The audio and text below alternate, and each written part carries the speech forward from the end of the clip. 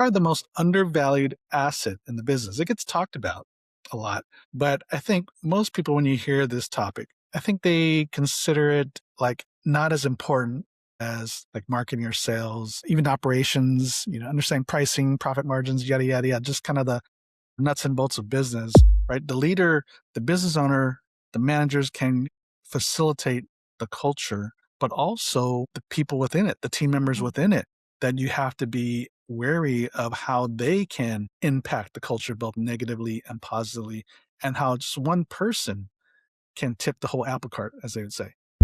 Thriving in Tandem. It's a podcast for you, the married entrepreneur that wants to win in business and marriage at the same time. Welcome to Thriving in Tandem. Hey, welcome back to Thriving in Tandem. Hi, Tandem family. And today, honey, we're going to talk about something that can make or break your business. That sounds serious. Yes. It can determine the growth of it, the health of it, and of course, the profitability. And just your ability to really just enjoy what you're doing, what you're building. And it's probably the most undervalued asset in the business. It gets talked about a lot, but I think most people, when you hear this topic, I think they consider it like not as important as like marketing or sales, even operations, understanding pricing, profit margins, yada, yada, yada, just kind of the nuts and bolts of business. This seems a little bit more, I don't say woo-woo when you hear this topic, but it's a nice to have, but I don't think a lot of entrepreneurs take it as serious as it is. And we've seen firsthand how culture and the health of the culture of the organization can really make things miserable, or it can make things amazing. And of course, when things are amazing, it leads to just a better business. Everybody enjoys what they're doing, enjoys the coming to work. Of course, as the business owner, you enjoy what you're building because you have a great team around you. And a lot of times when we're talking about building teams, we're looking at skill sets, right? And because that's easy to measure for the most part. But when it comes to culture and identifying employees or even contractors that could be a good fit for the organization and fit well within the current team that you have, that there's a lot of subjectivity to it. So I think that's what makes it tough. And of course, so we kind of, just like anything else, we kind of lean onto what we can understand, what we can objectively measure. So when it comes to hiring a person that is a good fit, has great values, has high integrity and character and morals, there's a lot of subjectivity to it. And it's hard to measure those things until you see it play out. And I think some people are better at creating the culture than others. What comes to mind for me is your old job. Yeah. Your old company, you had your own region, right? District, territory. And it was the same people for like how many years? Yeah, until she retired. I mean, was it 20 years or 15 years? Well, I worked with her for 16 years. The manager that hired me in my last pharmaceutical job, I had her from the time she hired me until she retired 16 years later.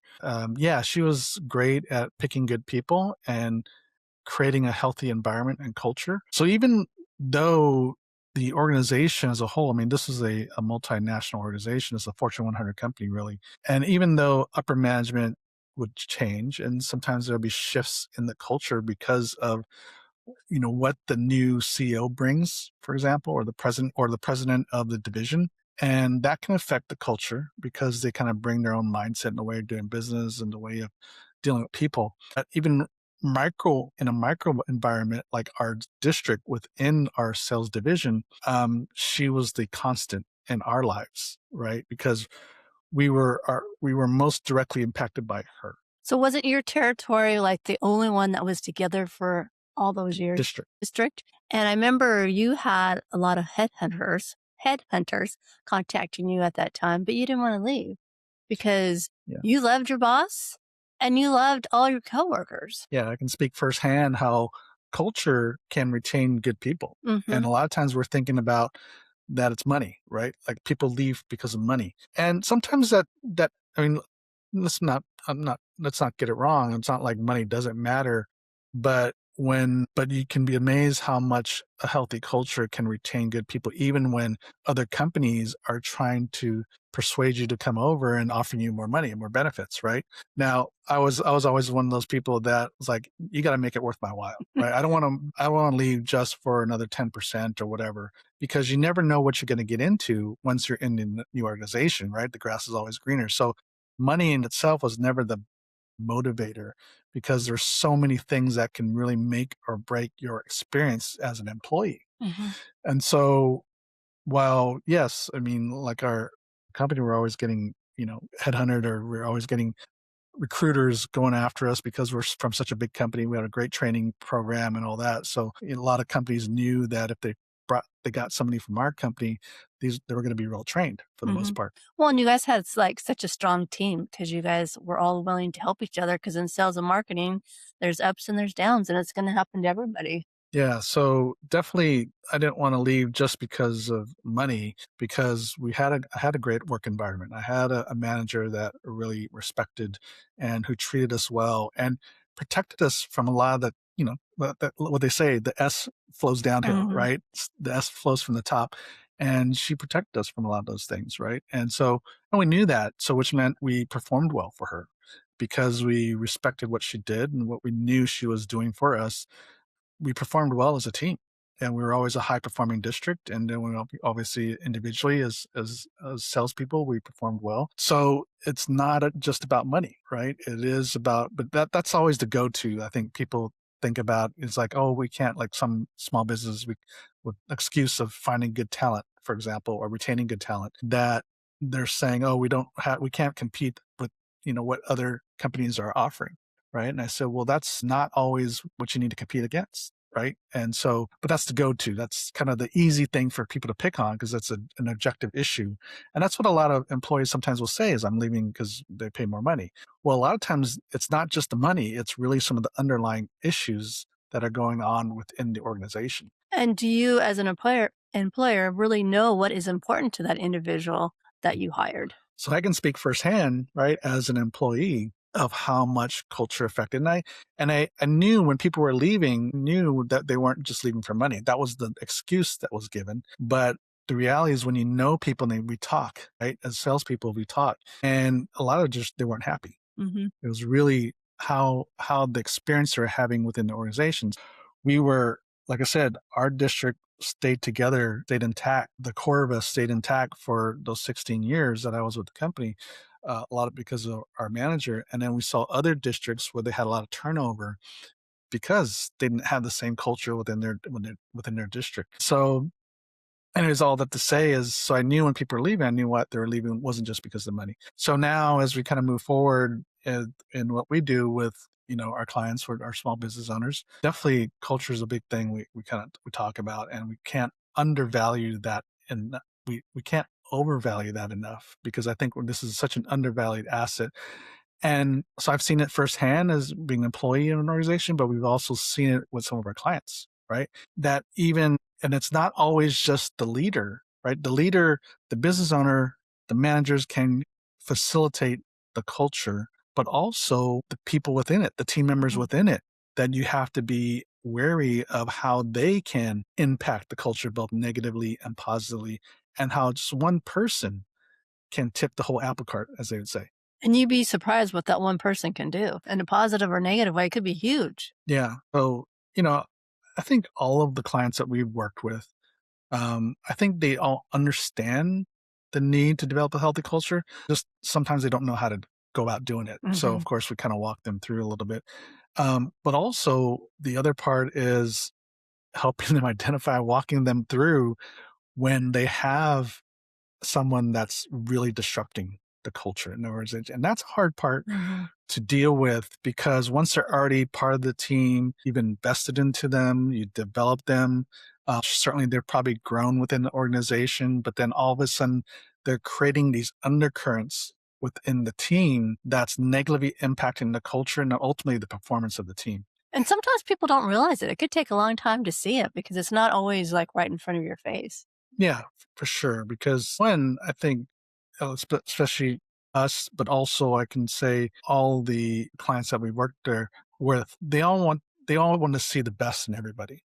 And I think that all of our clients are very gracious people, want to do the best for people. And when you're trying to bend over backwards for your team members, a lot of times, yeah, you don't see how these people are actually being disruptive. And so I think speaking to you as a business owner is not only talking about how you develop a healthy culture, but then how do you maintain that and how do you deal when one or two people are being destructive, right? And especially with the types of business we're dealing with, when you don't have a big team, it's not like hundreds of employees, you have less than 20, one person easily can make or break the culture.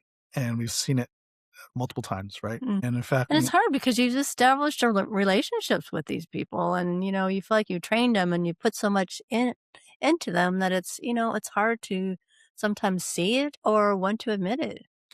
yeah. And so sometimes you can see it in the performance, but a lot of times, I guess we'll go into how do you know if the culture's good or not? And how do you know if one person's affecting it good or not? Well, sometimes there's in their performance and what you see, but also it's something what you feel. So let's talk about this. Like, you ever, when you hear that term, like when she just lights up the room when they walk in, or the opposite, they just bring it down when they walk in the room, right? I think we've all experienced that, right? And so that's what I mean about how you can feel how the culture is going. And sometimes you hear people say, like, I knew something was off, but I didn't know what it was. Yeah. I hear that a lot. And I think a big part of this episode today, too, is to really help you start to tune in, be more sensitive to what you're sensing. Because it is, like you said earlier, it is hard to pinpoint if this person's a good fit or not, or if this person's being disruptive, or this person's being, actually being encouraging and positive and bringing light into the organization. And so I think if we kind of do some self-reflection, you can determine, oh yeah, I can feel it when that person walks in the room. And I can feel it when all of a sudden the atmosphere in the room or in the conversation or in the meeting is going up or down.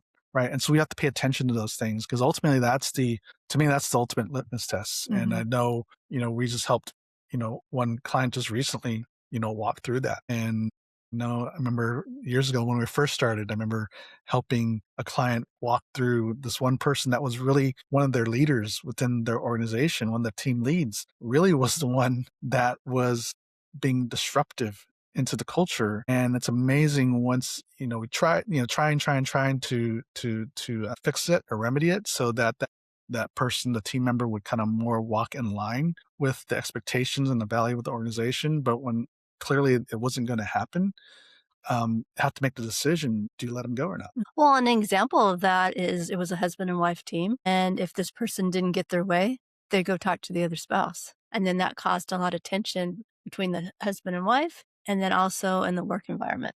Yeah, she really kind of worked it. Just like, so she would also talking amongst the team members, right? And then caused a lot of confusion and chaos going on. Yeah, basically, not rumors, but almost like gossip, right? That's why I know a lot of organizations have a no gossip policy, right? If you're gossiping, you're going to get reprimanded and ultimately let go because that alone can undermine an organization, and it only takes one person to do that. And so, and then I know just recently, we had to walk a client through having to let someone go. And it was amazing. We just up there, we just got back from working with them to create a 10-year vision casting plan because they were in a position to really grow well in this season, but also to do a team building exercise. And it was so much fun. Yeah. And this was a great time. And it was also right off the heels of having to let someone go. And it was interesting. And that was a great time to rally around the culture and the employees to let them know how important that they are. We need them. We can all get through this together. And we're here to support you in any way we can. Yeah. We did a series of fun team building exercises that built on trust and communication. It was so fun, you guys, watching everybody's communication styles. They put up it was all fun. Obstacle course, and then blindfolded one person and the other person had to lead and guide them. Oh my gosh. Yes, verbally. One person One was blindfolded and the other guy was supposed to be leading him. He laughed the whole way through. So the blindfold guy was literally running into the Bumping into them. walls, everything else. And they ended up winning just because he was bump, bump, bump, bump, bump, running into everything, but Yeah, just kept on they going. were the fastest through the obstacle And course. there was laughing, no communication. And we're like, is this true to life? We asked the team and they're like, yes, it is. He's So, all yeah, about the fun. the moral of that story was, yeah, you can get through the obstacle course really fast, but there's going to be a lot of wounds. A lot of hurt along the way, um, people getting hurt. but and it was great. This is kind of a good example, I guess, of what you can do, right, to build a healthy culture. So we did a series of exercises, but also to really help people understand how they communicate, how they don't, because there's going to be gaps in communication because we have different communication styles, right? So just kind of bring to light that it's just different. It's not necessarily bad. We just have to learn how to work with each other and how to communicate well with each other. Well, and I think it was fun too because there was so many light bulb moments. You're like, oh yeah, that's how he communicates. That's how she communicates because you're seeing it in a different light. And it really explains a lot because one of the guys is very detailed, which is fabulous. People started saying to him at the end of the night, can you give us bullet points? People that are not as detailed as him, like myself. I'm like, can you just tell me what you need? Because I already forgot like half an hour ago with all the details. And so we just made fun and jokes and had a good time. And I think it was a good connection because then people were able to see the different styles and what they needed in communication and understand it better. Yeah, and so it really built a deal of trust because, sometimes we get frustrated because we don't, there's gaps in communication. They don't do the things that I would normally do or do it this way. And so just understanding how the differences are what they are. They're just differences. And the reality is in different jobs and tasks and all that, you kind of need those different styles, right? And so don't let those differences be a wedge in between the two of you or within the team, but learn how to work with each other. And then, of course, at the end, they took us all skiing. And so what a great way to really wrap up the team whole building. team. Oh, it was so much fun. Yeah, and I think one person was only the second time skiing. Yeah. And he did pretty well. And so it was great. It was a great exercise, and it was Took interesting. the family, the kids, everybody. Boys. And it was interesting the next day, after we did our second session with our clients, because we did 2 half-day sessions with our clients on the 10-year vision thing. On the second day, or on our second day with them, and this is after the team building day, we're just before we got started that second day with them, just asking, okay, any takeaways from yesterday and the last previous 2 days that we were there with them individually and then with the team. And so I just remember the husband was just saying, I'm just trying to take it all in, like how well the team building day went. Because in the past, when they try to do something like that, it was just not a good time. It was very dysfunctional. A lot of things happened. A lot of negative things happened. I won't go into the gory details. So he was amazed at how well that went that day and how everybody was on board. Number one, when he asked them to do the trip and do the team building thing, that how everybody said yes, where in the past, he got some pushback, right? And we kind of pinpointed all back to that one person that they just let go. And it was just amazing how much that one person did and undermined within the organization. And then once they were gone, how much of a lift there was. And this is just a matter of like a week, right? It'd only been gone a week. And so. And I feel like the team really opened up. We established deeper relationships with them too. They felt more comfortable, I think.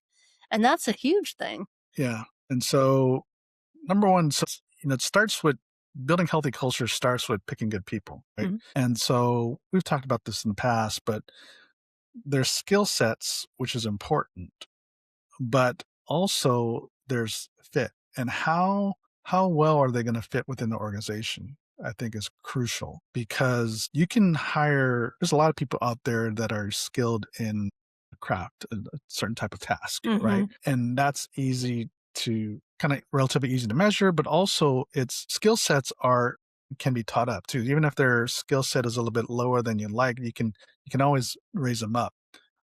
Their integrity, the values, their work ethic and all that, those are things that they just have to kind of come into doing well because it's really hard to train that up. It's not impossible, but it's harder than skills. And nailing a nail in the board is easy to teach, right? You might take some lumps in the beginning, but you can teach that, right? Learning to saw or even learning to cook a recipe, whatever. I mean, those skills you can teach. But integrity is a Hmm. whole nother thing. You either come with it or not. Right. And can you disciple them and mentor them up? Yeah, but man, you don't know how long that's going to take, because a lot of times there's a lot of lifelong, um, things you got to break in order for them to, if their integrity level is a little bit on the lower side, how do you raise them up? There's a lot of things you got to, and just emotional, mental, and, Hmm. and spiritual things that And I you got to think that's address. harder to measure too, because how do you know? It is, yeah, because they can tell you one thing and do something else, right? And so, learning how to, so picking good people, skill set's one thing, but really getting to understand how they think and operate and work with amongst each other, and being a person of integrity and being honest.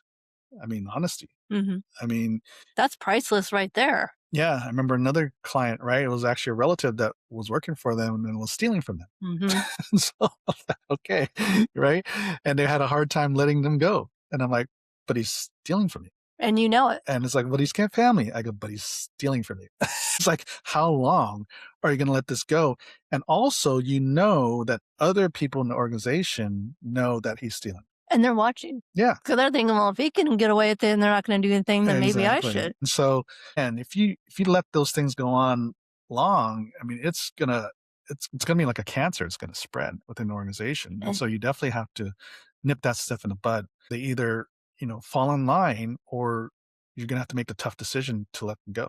and that is a tough decision to let them go. But I mean, what are you just going to let them keep stealing and your business go under? Yeah, and that's, we've had to walk a number of people through this. Is number one is, how do you know when it's time to let them go? And I think number one is, from the objective way, is you've got, when you're hiring somebody, right? There's got to be some sets of rules and expectations, values, behaviors that are outlined in their kind of onboarding contract, so to speak. And some clients do have a contract for them to sign. Hmm. You adhere to these values, you adhere to these things and these expectations. And of course, if they're not upholding that, then you've given three strikes and you're out, kind of thing, right? Hmm. The warning, written warning, and then you're out, kind of Hmm. thing. But even then, sometimes it can be hard for owners to It's let just someone hard to go. let someone go, Yeah. even if they are lying and stealing and cheating. I mean, it's not easy. And so the thing you got to think about, though, is in these situations, is when you're thinking about the individual, but as the business leader, the business owner, you got to think about the whole. You got to think about how this person is affecting everything else within the organization, and how long do you want this to go? I think a lot of times we don't realize how one person can be so influential in a good or a bad way. We're thinking, oh, yeah, he's just doing that. But then when they're gone, you're like, oh my gosh, this is like night and day, Yeah. the So difference. we have big hearts, right? Because we want to give people a second and third chance. At the same time, you got to think about the whole. As a business owner, you can't just think of just the individual, because I think that's where we get hung up, is we get so concerned about the individual. What's going to happen to this person? If we let them go, obviously it's going to impact their livelihood, of course, and if they have family, it's going to that family. And obviously those are things we got to consider. But then you also really got to step back and go, how is this affecting the Mhm. organization? And how long can how long can I stomach this? Because the longer this goes, the more that the culture, right, is just going to decline. And then also it impacts the work environment Yeah, because anybody and that's productivity. healthy and productive, and that's what they're doing, they're not going to want to stay around. They don't want to be around that. And that's where it gets hard, I think, to potentially retain good people, or Hmm. even hire and bring on and retain good people. So, and ultimately the productivity of the organization, and it's gonna hit the bottom line. It absolutely does, because especially in you know, a lot of businesses that are very labor intense, that, a lot of times in a lot of business, labor is probably the number one expense in the organization. And when their productivity level goes down, that means that less work is being done. And it affects everybody. So the return on your investment when it comes to just payroll, right, it becomes less, because you're paying people the same rate, but less and less work is getting done, because when the morale is done, when the culture is low, the teamwork dynamic is not as good as it could be, right? The productivity level just goes down. Yeah, it And so, slows up everything for all everybody else's job yeah, because you're not getting yours done. so you really got to think big picture as a leader and say, okay, what is this doing to our organization? sometimes you're just going to have to bite the bullet and let them go. And then all of a sudden, every time we've had to walk people through this, and we never want to have to fire anyone, but it's like, man, we're giving this person so many opportunities, and ultimately it's just not working out, not just for with this person, but how it's affecting the organization. And it's not uncommon. In fact, it's always common. In fact, it always happens. As once that person leaves, it's amazing how much light gets brought back into the organization. And you see the productivity level and the enjoyment of running the business, as well as the team enjoying being there. It just goes up exponentially. So anyways, that's a mouthful. Because it's just like what we were talking about earlier. You walk into an atmosphere where it feels great. Everybody wants to stay. And then when you walk into an atmosphere that feels heavy and just a lot of junk going on, you don't want to be around there. Yeah. So your job, if you choose to accept this, right, just the Mission Impossible thing, is to really be intentional and pay attention to the health of your culture. Really take a step back and take it all in. How's your team performing? How are they enjoying being there? Try to sense, because not all of us are in tune with our feelings, right? Especially the D's and the C's in the DISC profile, but really need to take a step back and pay attention to what you're feeling and sensing. Because once you be intentional about building and maintaining the health of your culture and even growing it, improving it, that will lead to the strong teams, the better work environment, the increased productivity, the business, and of course, the bottom line. And when was the last time you've checked in with your employees to see how they're doing? Yeah. So this is your job this week. And I'd say really be intentional about this in this next week, but not just this week. For the rest of, from this week moving forward, be intentional about it, take action on these things, and you'll see an improvement in your business and your own ability to just enjoy what you're doing, what you're building. So, all right. Well, until next week, God bless. Thank you for listening to the Thriving in Tandem podcast. Please visit our website, marriedentrepreneur.co, for a variety of free resources to help your marriage and business succeed. And feel free to leave us a review and share this episode with another married entrepreneur. That would mean so much to us. See you next week.